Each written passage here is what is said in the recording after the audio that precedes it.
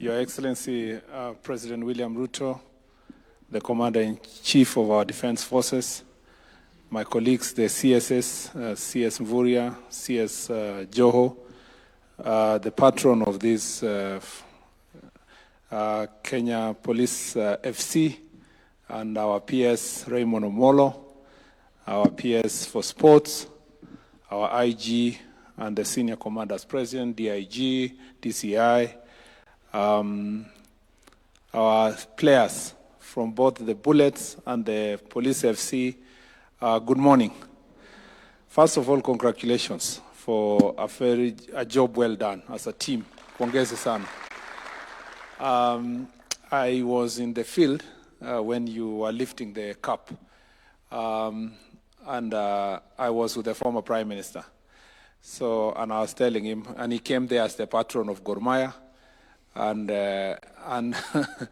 Raymond was there as the patron of Police FC.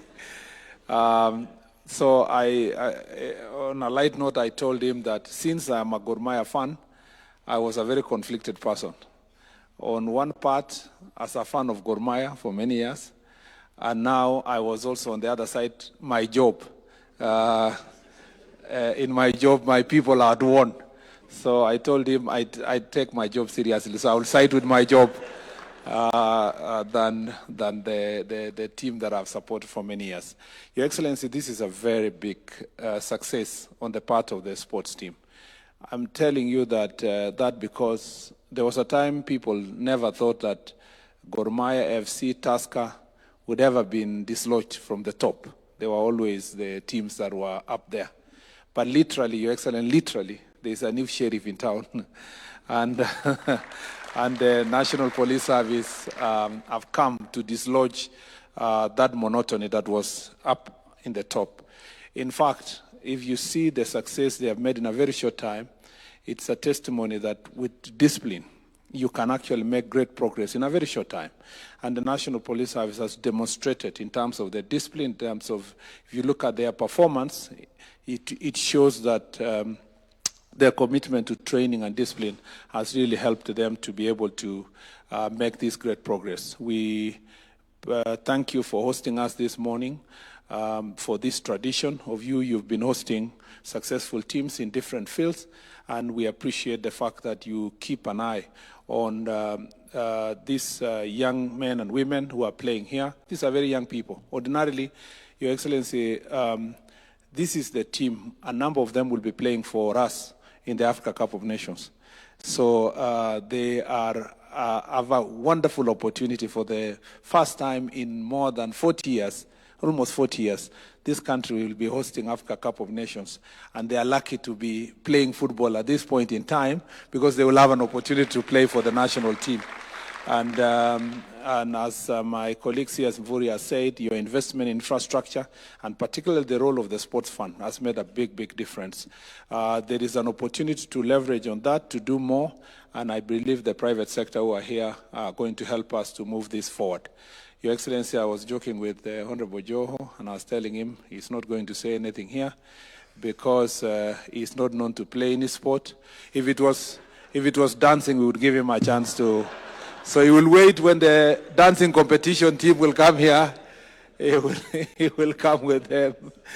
Lastly, Your Excellency, I think it's important for, first of all, let me thank the IG and the DIGs and the senior commanders who are here, and particularly thank Chairman Nyale for his commitment. He has been harassing us left, right, and center. Before I came to this ministry, if he meets anybody, he says, you know, I am the chairman of National Kenya Police FC, and can you give something small? He never managed to convince me, but today you have convinced me.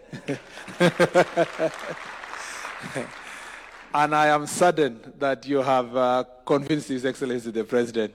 I don't speak for him, so when he speaks from here, we believe, Your Excellency, from your heart, you will do something to support this team. Lastly, let me say this, that, Your Excellency, if you listen to the conversation that is happening across the country, you would imagine that there is a crisis in the National Police Service.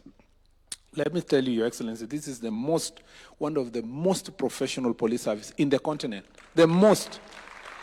And I am saying that because Kenya is the country that has the most difficult political environment to operate as a police officer, political and constitutional. On one hand, the police are extremely constricted on what they can do and not do when it comes to managing public and making sure there is law and order.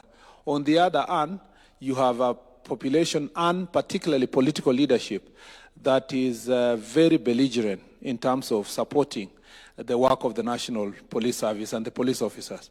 So in this very difficult environment, the police are caught between a rock and a hard place. And in the circumstances, the police officers have to make a decision whether they will side with their country or they will allow irresponsible political actors to spoil the country. Your Excellency, these police officers, having for the short period of time I've served in this ministry, and having visited them in the northern part of the country, the Kerio Valley region, where maintaining law and order, and different parts of this country, you realize that despite the difficult challenges, economic situation, facilities that they have, they are the most patriotic lot in providing law and order in our country. And Mr. President, if you hear the people who are speaking now about we want to come to the streets, we want to do mandamano and so forth, Your Excellency, you wonder what is the exact reason. You look at the reasons that have been provided. There have been situations where, unfortunately, in the course of this providing law and order, one or two unfortunate incidents have happened, and the law has been able to take its course. But you will find that despite that process, you will find people who are looking for every reason to come to street and to cause mayhem and to stop people's businesses. And then the police officers are sitting every day simulating how they will be able to stop these people. Your Excellency, the most unfortunate scenario happened last year at around this time on 25th of June. And in that situation, Parliament was invaded. I have spoken to ambassadors from other countries when they come visit, and I've said this. In UK, for example, if any person just tweeted or posted a post on any social media to say they will be visiting Buckingham Palace, or they will go to 10 Downing Street, or they will be going to Parliament, Your Excellency, nobody will wait for them to come to the street. They will be picked from their own houses, and they will be charged. I have lived and studied in the US. I have even attempted to visit White House because there are days they are allowed to visit. If a citizen of America, in any state, however far from the Washington, D.C. is, was to write in their social media that let us go and invade White House, Your Excellency, the Secret Service would pick them from their homes.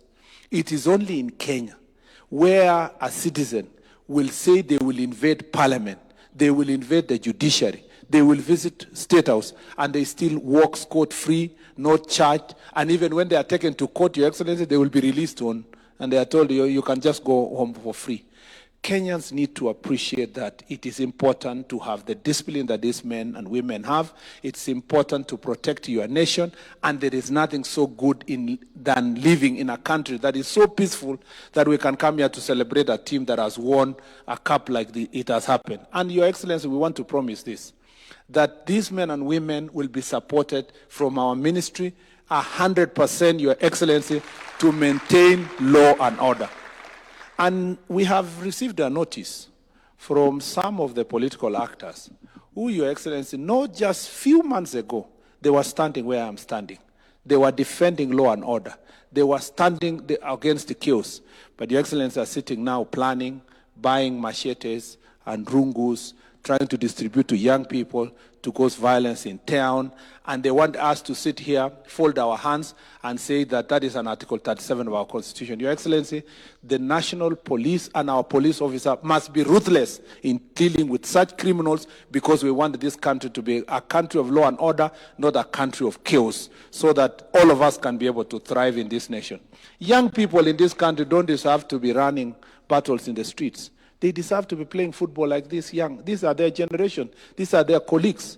We want to give them an opportunity to grow. It is not an opportunity to be used by political actors to cause violence.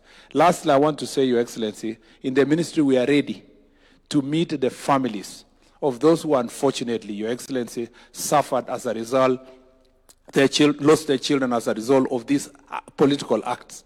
Your Excellency, it doesn't matter what happened. From a human perspective, we are ready to meet their families, have a conversation with them, and see what else we can do to support them. Your Excellency, our doors are open. And I am sure even your door is open, and the door of the IG is open for us to meet with those families. We want to ask those political scavengers to keep off and allow those families to visit us and let us have a conversation with them to see how best we are going to help them to move forward. I thought I should raise this statement here because sports is supposed to unite this country, and our police have succeeded. They have just won the Premier League the other day. They don't deserve... Sorry, Excellency. They don't deserve to have, after winning the Premier League, these men and women don't deserve tomorrow to wear helmets and go and run in the streets. They deserve to celebrate, Your Excellency, in an environment of peace. And that's why I thought I should be able to say this. Otherwise, we are ready and we are prepared to make sure that our country is safe.